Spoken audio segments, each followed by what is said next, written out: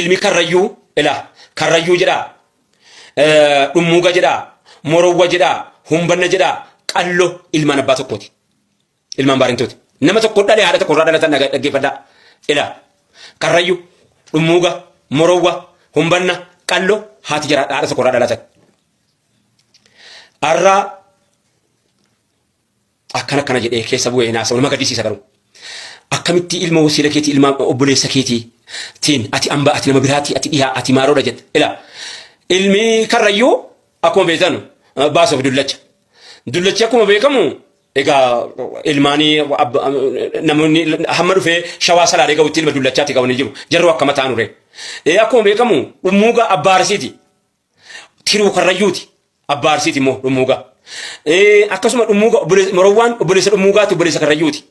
humbanna obboleessa karrayyuuti obboleessa dhummuugaati obboleessa morowwaati obboleessa qallooti abbaan tokkicharraa dhalatanii jarri abbaa tokkicharraa dhalatan har'a ilmaan sababa baay'atteef jecha maali boomaal haddii kana wallaallee sadarkaa kana geenye ijoolletti ko haddiidhuma kana sadarkaa ifa gannee waa wallaallee dhuguma wallaalumatu yaasi nama gayma wallaaltaniiti jedhee yaadu ammoo wanna naasaa jiruuf kun warra galuuf hin gala utuu sila irra deebi'ame haasa'amu baate wanni kasii kun utuu laga gamaa kun kooti lagdee gamni kun kooti goota feesbuukiitii fi goota tiiktookii qabsaa miidiyaa nama 100 nama 200 of jala godhatanii akka pirezidaantiitti namoota akka barbaadan gochuun kun utuu sila hafee baay'ee gaa maaliif jennaan seenaan rahmata siin godhu garaagarummaa ummata keenya jidduutti kaasu rabbinis hin dhiisin namuma ummata keenya gargar baasuudha garaagarummaa jidduu ummata keenya akka rabbi hin dhiisin rabbis hin dhiisin bakka tiraaktati siyaata kan yookaan siyaaka jechu yookaan siyaata kan rabbi nama ummata keenya hawaasa keenya ofiif akka ta'e biyya alaa ba'e nama gargar baasu nama fottoksu itee jedhee utuu beeku gargar ba'uun rakkoo ta'uu utuu beeku nama fottoksu rabbi si haaluu gamu rabbiin quduraa isaatiin nurraa si haaluu gamuun siin jedha yaa kan beekaa fakkaattee ummata keenya adda baaftu yaa kan beekaa fakkaattee ummata keenya adda baaftu rabbi si nurraa si haaluu gamu rabbi danda'aadha an kanuman dhaammadha waa biraa siniin hin jedhu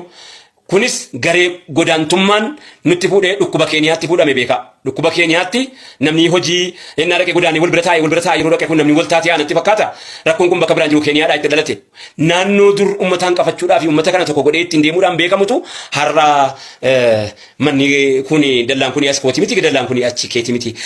ishii ijoolleen kan koo maal jetti ilmaan kee maal jetti bor maal jetti dubbiin kun hin dhaamu hin badu waan hadha miidiyaa jaarraa 21 keessa jirra egereen kee akkamii maaliin qaanfattuma taarika kobba dalleen jettuma seenaa kobba dalleen jettuma heebbo akkanatti itti yaadamu kunis dhukkuba godaantummaan nurraan ga'e keessaaji warra silaa gadi ba'ee salaamataa sagalee gadi qabate namaa jawwabutu as ba'ee miidiyaa banatee waan hin taane haasa maa abbaarraa dhalatte hin qabdumoo maa abbaa dhumti kee biyyattii yoo footoo kee kana arge maal siin jedha yoo du'aniiru ta'e moo rabbiin abbaa kan kee fudhate sunoo maal siin jedha rabbiin sunoo yoomuu jiraataadha maal siin jedha kanaaf itti yaadamu nuti eessayyuu adeemnu itti galeeni fuula rabbii dhayna walii yaaduun isa jiraatu boriif yaaduun isa jiraatu dhalootaaf yaaduun isa jiraatu warri